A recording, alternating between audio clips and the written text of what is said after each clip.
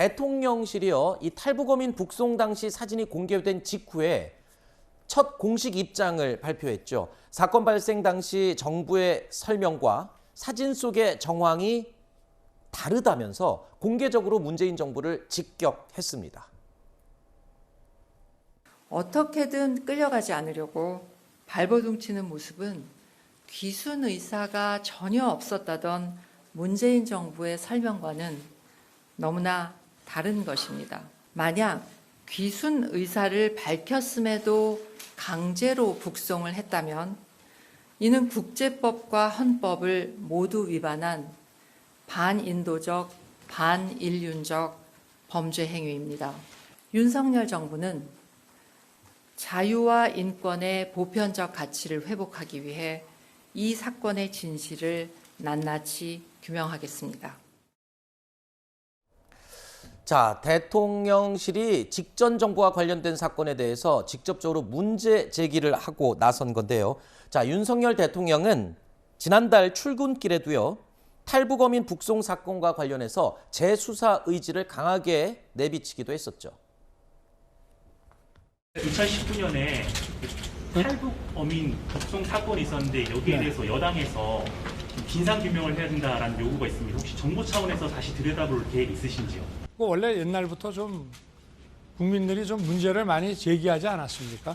일단 우리나라에 들어왔으면은 우리 헌법에 따라서 우리 대한민국의 국민으로 간주가 되는데 북송시킨 거에 대해서는 많은 국민들이 좀 의아해하고 좀 문제 제기를 많이 했는데 좀 한번 들여다보고 있는 것 같습니다. 자, 윤석열 대통령이 직접 이 해당 사건에 대해서 재수사 의지를 밝혔었고, 그래서일까요? 어제 대통령실에서도 이례적으로 이 해당 사건에 대해서 입장을 공식적으로 발표하기까지 했습니다. 그렇죠. 거기에 내용을 들여다보면 문재인 정부에 대해서 직접적으로 잘못한 점을 지적까지 하면서요. 그렇게 하고 있네요. 근데 대변인의 말은 사실이 아니에요. 어떤 부분이요? 이 예를 들면 이런 거잖아요. 그 문재인 정부에서는 그 두 사람이 귀순할 의사를 밝혔다고 얘기하지 않았다. 그렇게 얘기했잖아요. 네. 아까 강인선 대변인이. 네. 근데 그거 다 얘기했어요. 국회에 나와서 김현철 그 당시에 통일부 장관이 귀순 의사도 있었고 귀순 의향서도 썼다. 그러니까 중요한 건 지금 핵심은 뭐냐면 그 귀순 의사가 진실이냐 아니냐의 문제가 논란이에요. 네. 그러니까 전 정부에서 문재인 정부에서 귀순 의사를 밝히지 않았다고 얘기한 적이 없어요.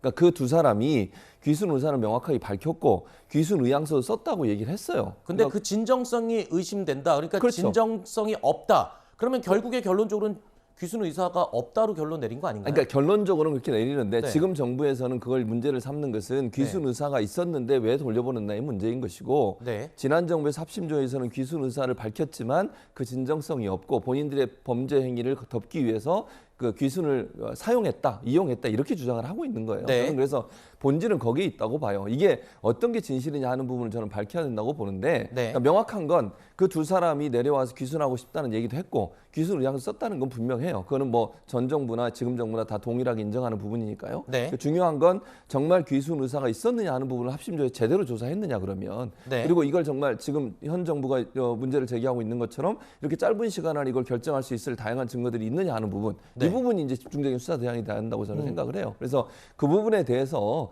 검찰이 수사를 하고 있으니까 살펴보고 정말 이 사람들이 귀순의 명확한 의사나 누가 봐도 귀순을 하려는 순수한 마음으로 온 것인지 아니면 16명을 살해한 범죄 행위에 대해서 본인들이 어떤 그 처벌을 피하기 위한 방안으로 네. 귀순을 활용한 건지 하는 부분에 대한 조사가 필요하다고 봅니다. 알겠습니다. 귀순 의사 여부는 이 내적인 진의이기 때문에 겉으로 확인할 수 있는 방법이 없습니다. 하지만 이 간접적으로라도 귀순 의사가 없을 가능성이 높다라는 것을 단적으로 보여주는 게 바로 어제 공개된 사진 아닙니까? 북쪽으로 갈 의사가 있었다면 왜 강렬하게 저항을 하고 몸을 낮춰서 안 가려고 버텼을까?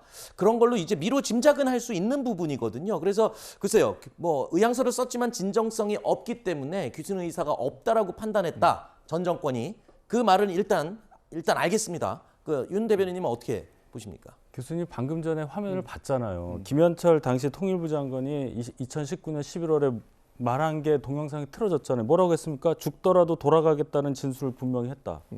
죽더라도 돌아가겠다는 말을 했다고 거짓말을 했잖아요.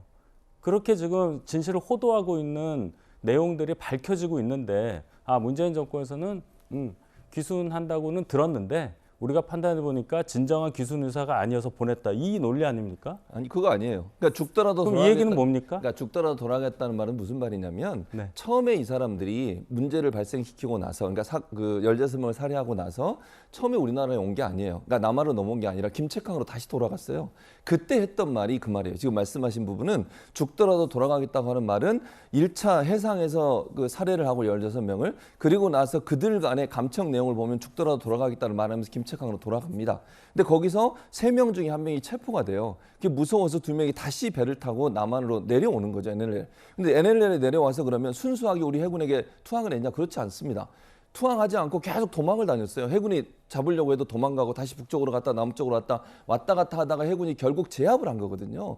그 과정도 사실은 전 정부에서 판단할 때는 귀순의 의향보다는 본인들이 16명을 살해한 그 범죄 행위를 덮기 위한 하나의 수단이 아니었나 이렇게 판단한 거예요. 네. 그 부분에 대한 논란이 있다고 봅니다. 알겠습니다.